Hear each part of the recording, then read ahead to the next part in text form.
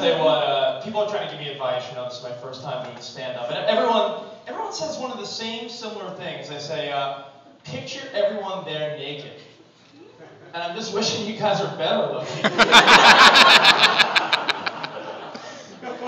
It's really cool for you guys all to come out. Guys from across the country, dude bros, appreciate it.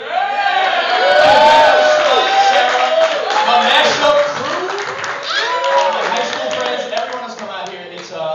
I'll be honest, it's pretty amazing that you guys would jump at the opportunity to see me possibly look like an asshole. That's really awesome.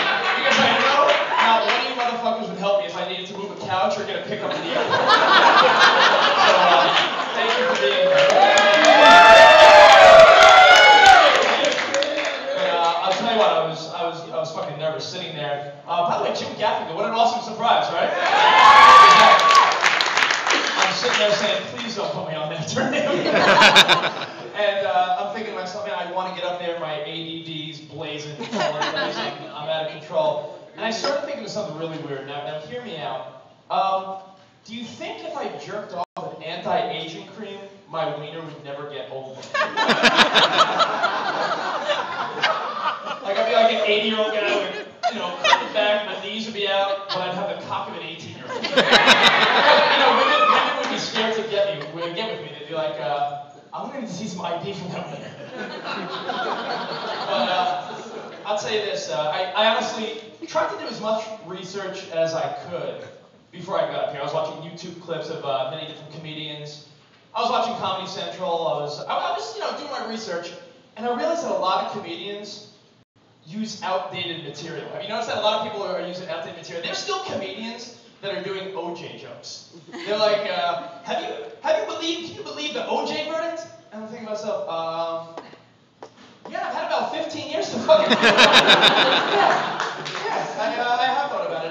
Oh my God, can you believe Monica Lewinsky blew the president?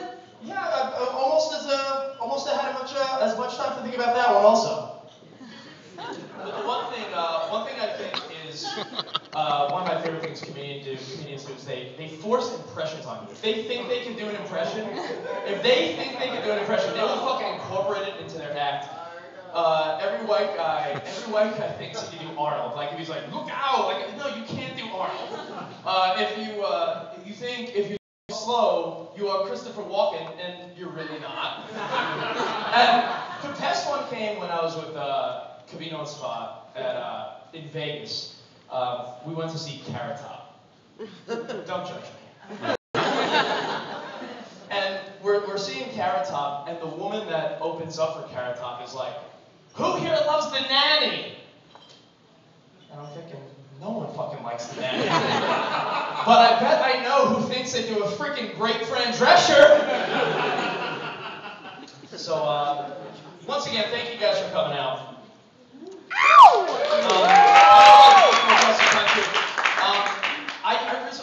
A couple of years ago, I moved back to Jersey. Is anyone from Jersey here? Yes,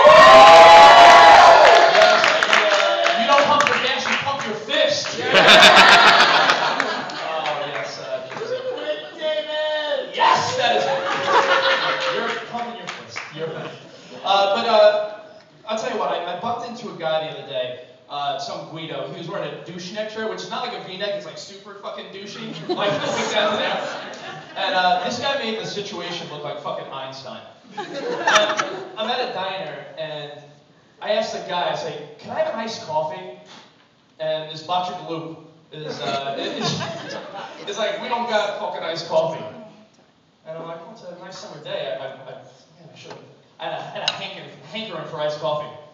And I'm like, do you have coffee? And he's like, yeah, we got coffee. I'm like, do you have ice? He's like, yeah, we got ice. I'm like, he's like, I guess I could do that. I'm like, do you guess you could do that? Or is that the two-step fucking recipe for iced coffee?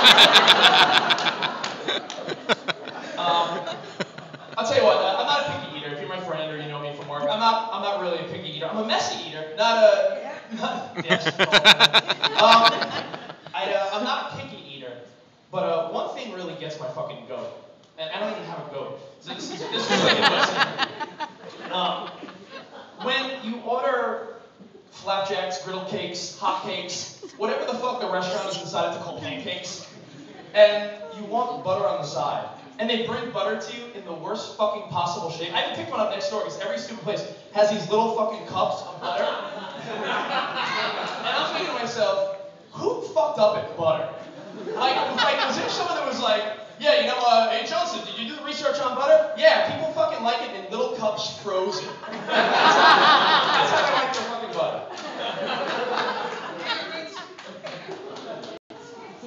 As you know, I work at Sirius XM. That's the whole room. Thank you guys.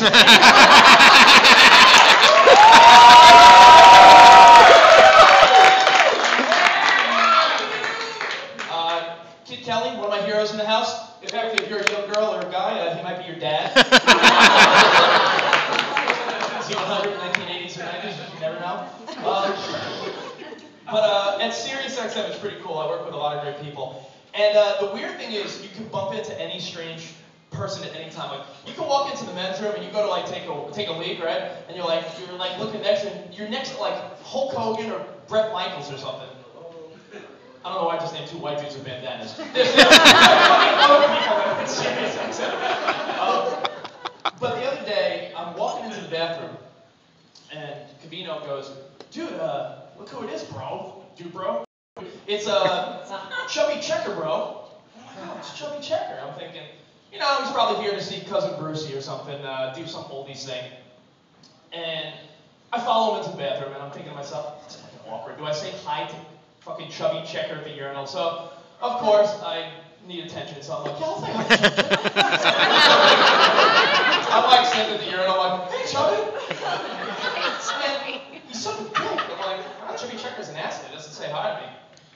I walk out of the bathroom, and I see Spot there, and he's like, yo, Cavino was fucking with you. That wasn't Chubby Checker.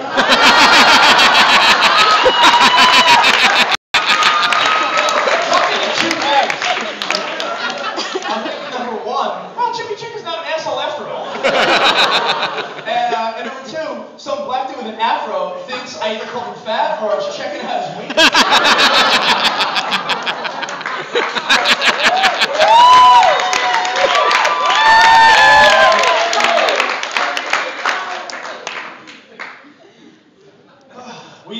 We do bump into a lot of odd people at work. Even little people. What's up, Chuck? What's up, dude? We got little people here. But what was amazing was we were in the lobby at Sirius XM, and there they were, the Munchkins from The Wizard of Oz. They were celebrating what? The 75th anniversary spot? Yes. The 75th anniversary of The Wizard of Oz. And myself. These guys are legends. Look at these cute little fellas. Like, you know, they're not walking around well. They're like 100 years old. But I'm thinking, you know, they work with Judy Garland. They know some dude who's actually fucking swinging dead in the background. You know, they know all that shit. And I'm thinking, like, so many nice things about them. Cavino turns to me, and the first thing he says is, yo, bro, I bet they got so much midget pussy.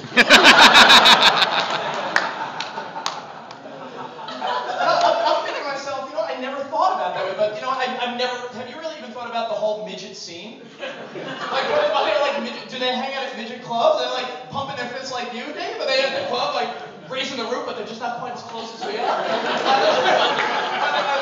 Are they drinking beer out of shot glasses because you know they want to get too fucked up? And I'm like really thinking the midget scene, and I'm like, how would a midget actually? How would one of the guys like from The Wizard of Oz actually hit on another little person, another little midge?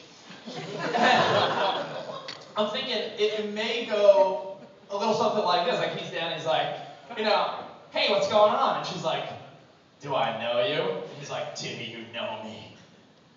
We represent Munchkin.